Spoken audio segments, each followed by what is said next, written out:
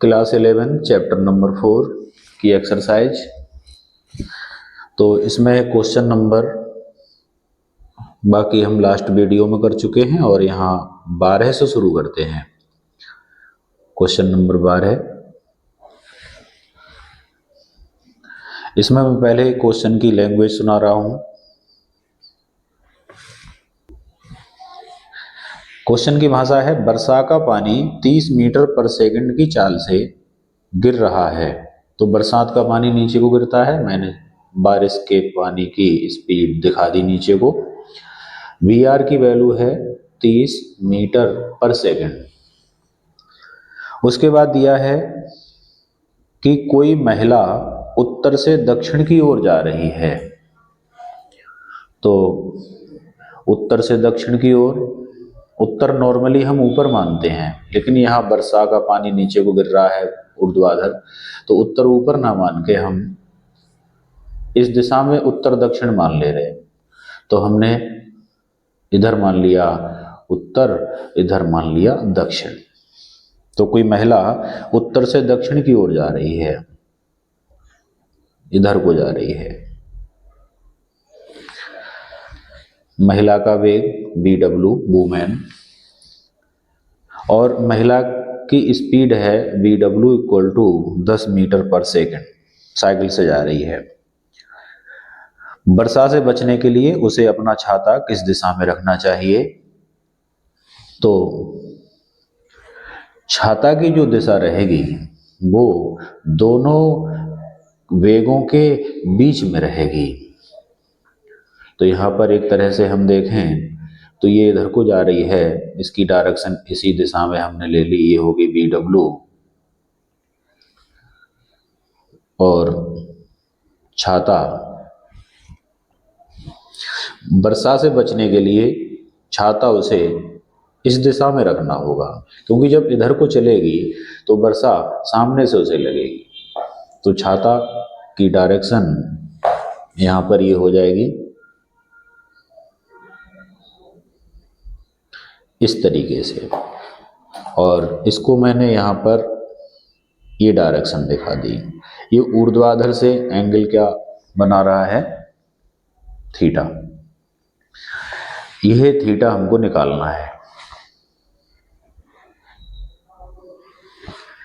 अब हम क्या करेंगे, यहाँ पर एक समकोण त्रिभुज ड्रॉ कर लेंगे, राइट एंगल ट्रायंगल, ये साइड। अब ये साइड हम किसके बराबर लिखें? उसके लिए वुमेन का वेग इस डायरेक्शन में है,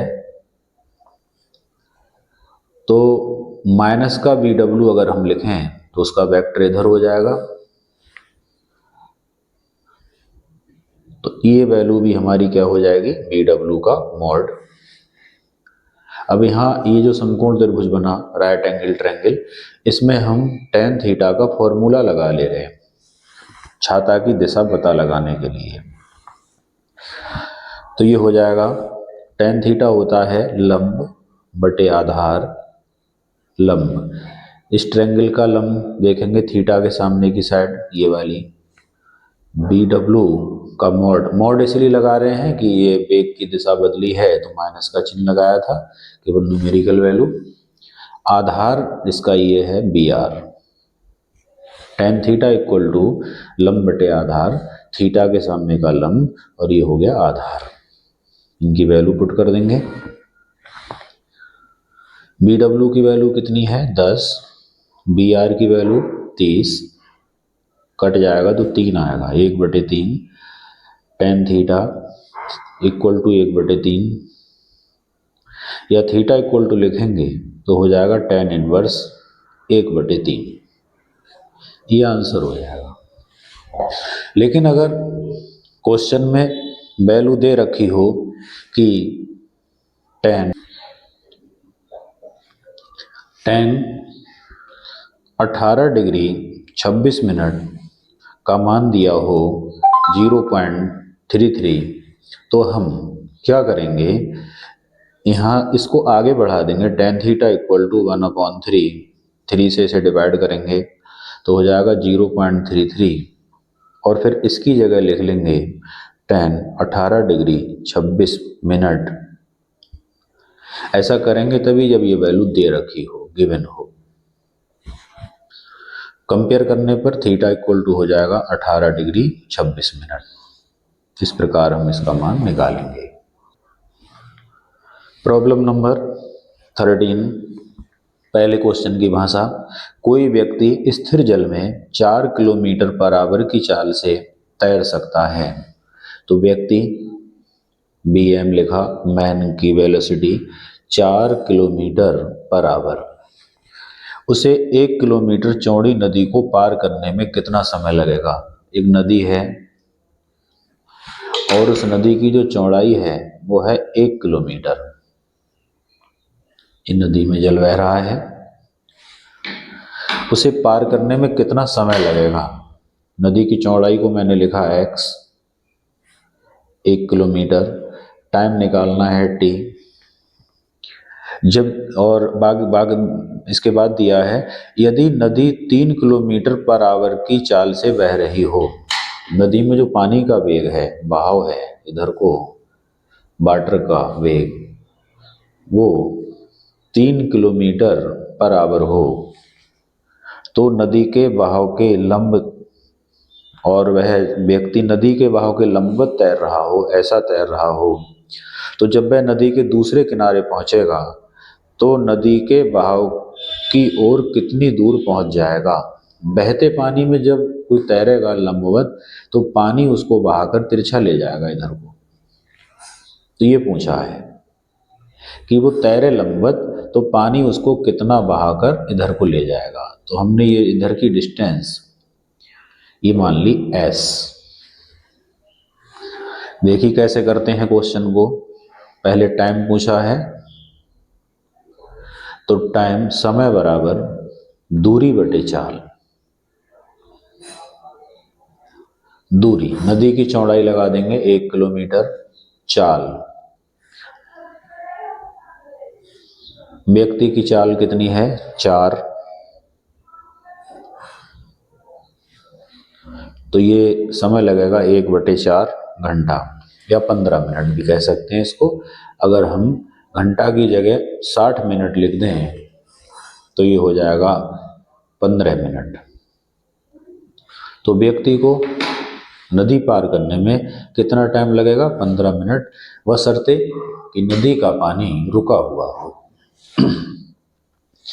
लेकिन कह रहे हैं कि नदी में पानी का वेग 3 किलोमीटर पर आवर है।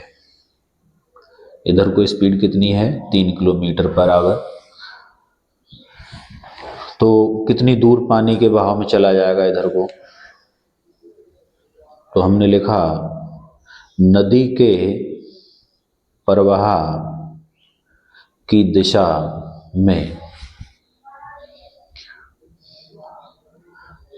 व्यक्ति की चली गई दूरी S इक्वल टू, ये भी दूरी बराबर चाल गुणा समय। तो इधर की चाल हमारी क्या आएगी BW, और टाइम जो दिया है वो लगाएंगे, जितने टाइम चला है वो।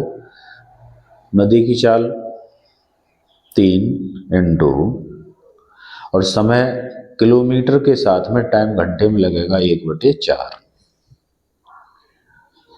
4 से 3 को भाग करेंगे, बाहर नहीं जाएगा, पहले पॉइंट लगेगा, 30 हो गए होंगे, 4 सत्ते 28, 2 बचे, 4 पंजे 20। तो जब व्यक्ति बहते पानी में नदी को पार करेगा तो पानी बहाकर उसे इधर को 0.75 किलोमीटर ले जाएगा। यहाँ ध्यान देने की बात यह है, जब हमने इस दिशा की दूरी निकाली है तो इधर की स्पीड लगाएंगे, ये पानी की स्पीड। ये क्वेश्चन नंबर 15, इसमें दिया है कि एक मकान की छत है 25 मीटर ऊंची और किसी गेंद को 40 मीटर पर सेकंड के वेग से ऊपर की ओर किस कोण पर फेंका जाए कि वह छत से बिना टकराए अधिकतम दूरी पर जाकर गिरे। परास निकालना है। तो अधिकतम क्षैतिज दूरी क्या होगी कि वो छत से बिना टकराए यहाँ पर आकर गिर जाए। तो हमें छत की ऊंचाई दी है 25 मीटर, तो यहाँ हमने प्रक्षेप की ऊंचाई का सूत्र लगाया h equal to you square sine square theta upon 2g, cross multiply कर दी, 2gh हो गया, U square sine square theta रोकेंगे तो यू स्क्वायर अपॉन में आ गया, ऊपर वैल्यू लगा रहे हैं 2 इंटू जी का मान इंटू एच 25 और अपॉन में यू स्क्वायर, यू का मान 40, गेंद को 40 मीटर पर सेकंड से फेंका गया है। 2 की 25 से मल्टीप्लाई होगी 50, 9.8, 40 का स्क्वायर, इधर है sign square theta, sine theta लिखेंगे तो 50 इंटू ये लिखा है 9.8 को हम लिख सकते हैं 2 इंटू 4.9 और 2 की 50 में गुणा हो जाएगी 100, 4.9 अपॉन 40 का स्क्वायर। ऐसा इसलिए लिखा, 100 का रूट आ जाएगा 10 और अपॉन 40 का स्क्वायर है, रूट के बाहर आएगा 40 और रूट में रह गया 4.9। 10 से इसे काटेंगे तो 4 बार जाएंगे, 4.9 का रूट ले रहे हैं, 4.9 का स्क्वायर रूट निकालेंगे तो 0 लगाकर इधर पेयर बना लिया, 2 दूनी 4, 2 2 जुड़ के 4 हो गए, पूरा पेयर उतरेगा 90 का, 4 से इसमें जाएंगे 2 बार, 2 वहाँ 2 यहाँ, 2 दूनी 4, 2 चौक 8, 6 बचे, पॉइंट से 00 आएगा, ये 44 हो गए, इसमें एक बार जाएगा तो ये हमारा हो जाएगा 2.21 अपॉन 4।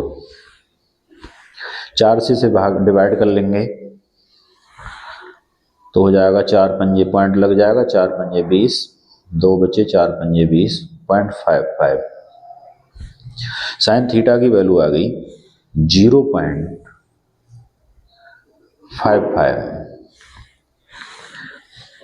इसके बाद चूंकि इस क्वेश्चन में निकालनी है परास, तो रेंज का फॉर्मूला लगाएंगे। रेंज का फॉर्मूला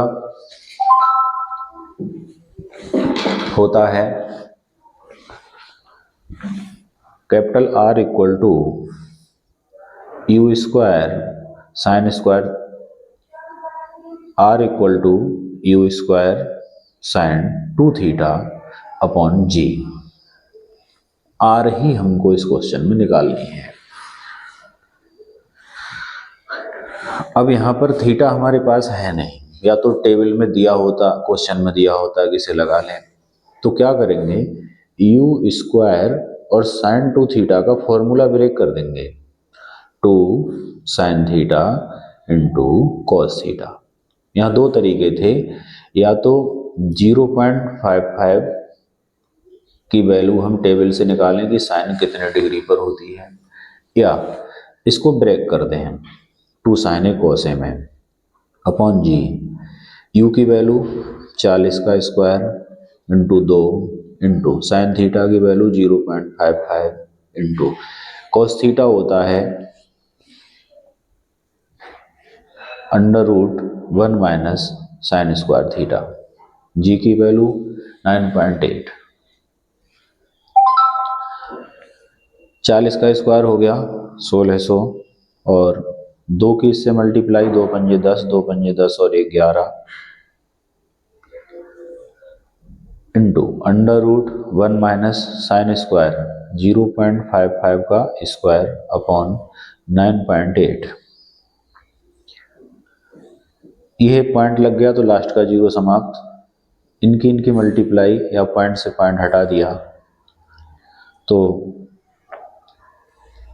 11 की से मल्टीप्लाई करेंगे, 11 छक 66, 11 एकम 11 और 6 17, 2 0 अपॉन में 98, अंदर 1 माइनस 0.55 का स्क्वायर 0.55 इंटू 0.55, 5 पंजे 25, 5 पंजे 25 और 2 27, 5 7 2, 5 7 5 12, 7 2 9 10 और 3, 2 और 2 4 डिजिट पहले पॉइंट, 0.3025, तो 2 डिजिट तक ले लिया हमने। यहाँ पर अब हमें 98 से इसे डिवाइड करना है। 98 से 17,600 को डिवाइड करेंगे। डिवाइड देखिए, इसमें जाएंगे एक बार, 16 में से 8 गए 8 और यहाँ 6, 16 में से 9 गए 7, एक जीरो था लिया। 7 बार जाएंगे, 7 8 56, 7 9 63 और 5 68, 10 में से 6 गए 4, यहाँ 7 रह गए, 17 में से 8 गए 9, फिर जीरो उतारेंगे, 9 बार जाएंगे, 9 बार जाएंगे, 9 8 72, 9 9 81 और 7 88, 10 में से 2 गए 8, 13 में से 8 गए 5, पॉइंट लगाएंगे जीरो, फिर 5 बार जाएंगे। तो इससे इसका डिवाइड आया 179.5, इधर बचेगा 0.70। 0.70 का हम रूट निकाल लें, तो इसका इस तरीके से रूट निकालेंगे, पॉइंट हटाकर नीचे 100 आ जाएगा। 179.5, 70 का अलग 100 का अलग, तो नीचे 100 का तो हो गया 10 और 70 का निकाल ले रहे हैं। 8 8 64 बचे 6, पॉइंट लगाएंगे, डबल जीरो हो जाएगा, इधर हो जाएंगे 8 और 8 16,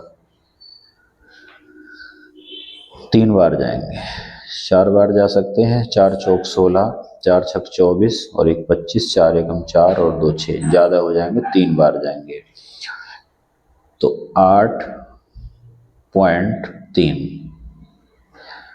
इनकी मल्टीप्लाई कर लेंगे हम, 8.3 की 179 से, 8.3 और 179.5,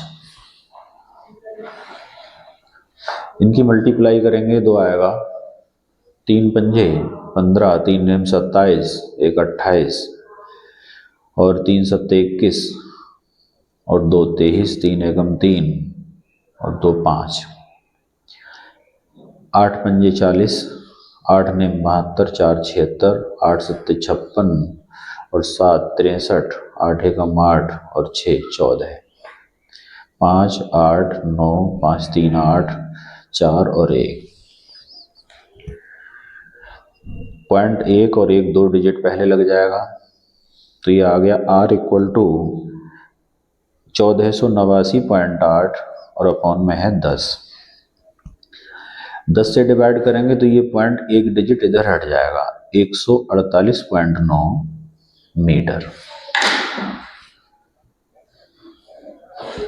ये इसका आंसर हो जाएगा।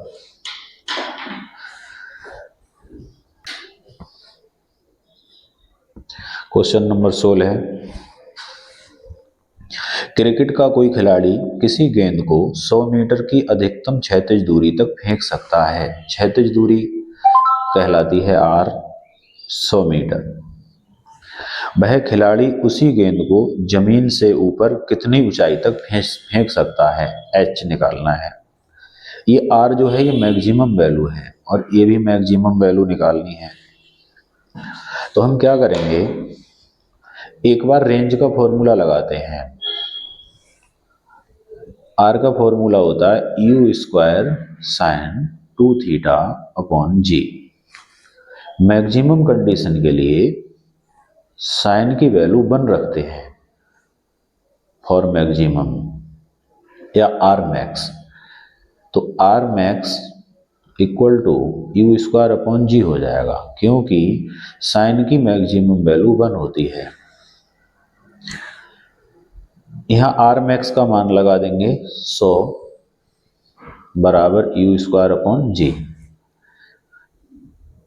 इसे मैंने इक्वेशन फर्स्ट मान लिया। अब एक बार हाइट का फॉर्मूला लिखेंगे, प्रक्षेप द्वारा प्राप्त महत्तम ऊंचाई U square sine square theta upon 2G।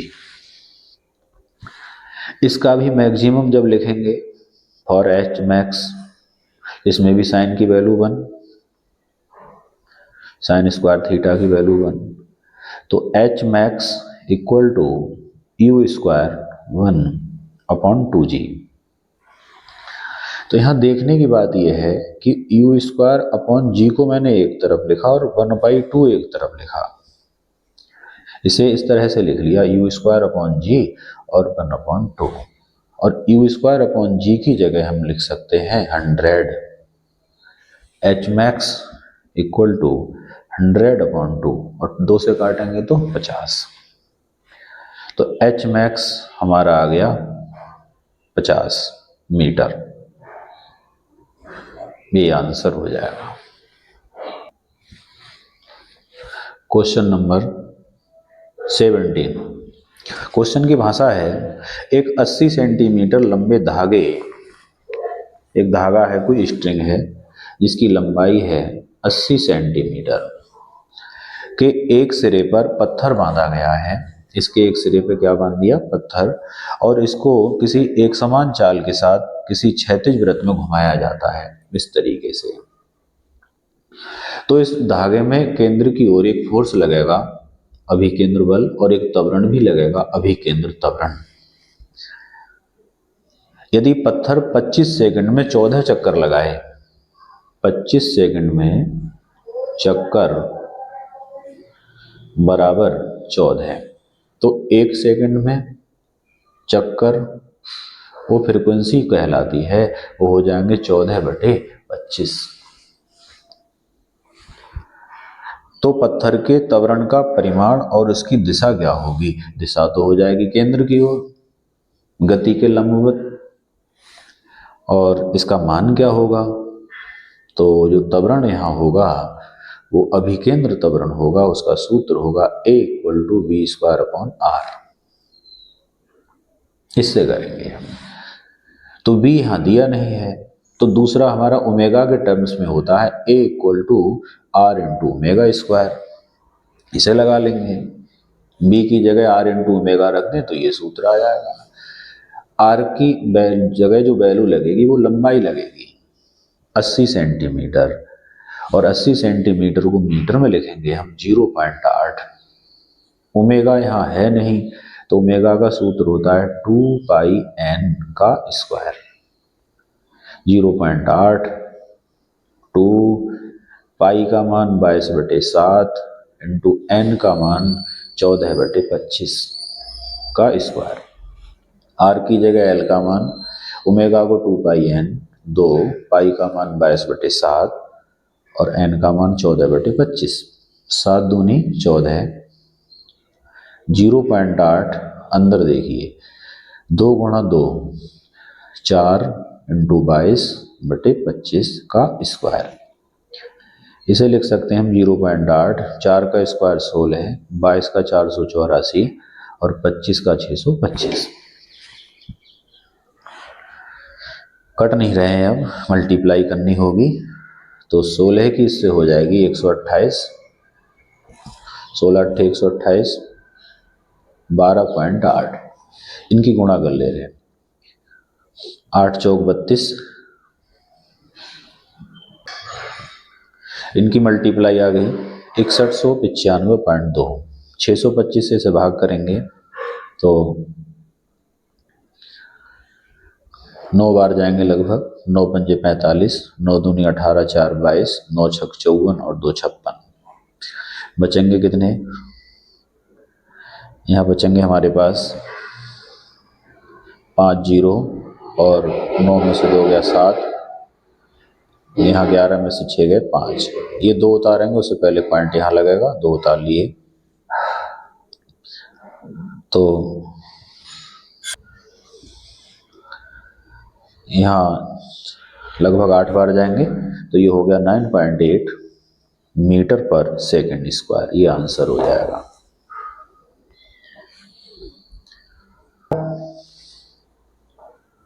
Question number 18।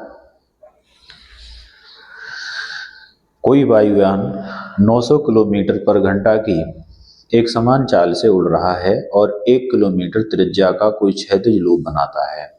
एक वायुयान है और वह आसमान में एक सर्कुलर मोशन में घूम रहा है,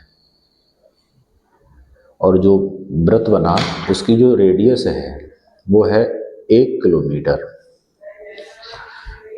और वायुयान की जो स्पीड है वो है 900 किलोमीटर पर आवर। इसके अभिकेंद्र त्वरण की गुरुत्वीय त्वरण से तुलना करो। तो इस पर केंद्र की ओर त्वरण लगेगा अभिकेंद्र त्वरण ए, वो निकालना है और उसकी जी से कंपेयर करानी है। यहाँ चाल किलोमीटर पर आवर में है, डिस्टेंस किलोमीटर में है, तो हम ना भी बदलें तब भी चल जाएगा, और बदल लें तो कोई बात नहीं।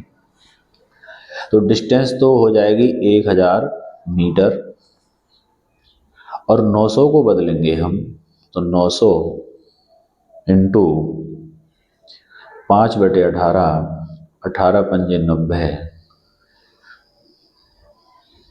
50, 50 की 5 से गुणा हो गई 250, और ये मीटर हो जाएगा। फॉर्मूला होता है A = v²/r। b 250 का स्क्वायर, r 1000, 250 का स्क्वायर, 25 का स्क्वायर 625, एक जीरो के 2 जीरो, और अपॉन में 1000। 2 जीरो कट जाएंगे, बचे नीचे 10, 10 से इसको भाग करेंगे तो आएगा 62.5। ए मीटर पर सेकंड स्क्वायर। काफ़ी त्वरण हो गया ये अभिकेंद्र त्वरण आया। इसके बाद इसकी कंपेयर करा रहे हैं गुरुत्वीय त्वरण से, तो A/g, ए की वैल्यू 62.5 और जी की वैल्यू होती है 9.8। 9.8 से इसको मैं डिवाइड करूं, पॉइंट से पॉइंट हट गया तो आ गया 98, और 98 से 625 को भाग कर रहे हैं। ये राउंड फिगर में 100 हो गया तो 6 बार जाएंगे, 6 अट्ठे 48, 6 नेम 54, 4 58, 15 में से 8 गए 7, और यहाँ रह गया 1, 11 में से 8 गए 3, पॉइंट लगाया 0। 100 से 370 में 3 बार लगभग जाएंगे, 3 अट्ठे 24, 3 नेम 27 और 2 29, तो ये आएगा 6.3/1। तो A/G = 6.3/1। इसका मतलब है कि वायुयान का त्वरण गुरुत्वीय त्वरण से 6.3 गुना होगा।